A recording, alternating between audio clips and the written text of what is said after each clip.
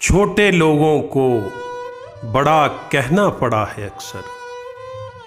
چھوٹے لوگوں کو بڑا کہنا پڑا ہے اکثر، ایک تکلیف کئی بار سہی ہے میں نے، زندگی نے مجھے سینے سے لگا رکھا ہے،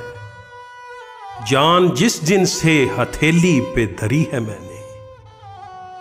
کس ضرورت کو دباؤں کسے پورا کر لوں، اپنی تنخواہ کئی بار گنی ہے میں نے، اپنے عیبوں کو عیاں کر کے خجل ہوں، لیکن یہ جسارت بھی اگر کی ہے تو کی ہے میں تو جیسا بھی ہوں سب لوگ مجھے جانتے ہیں،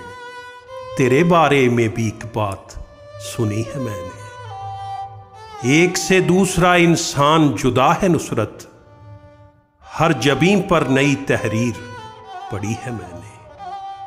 ہر جبیں پر نئی تحریر پڑھی ہے میں نے۔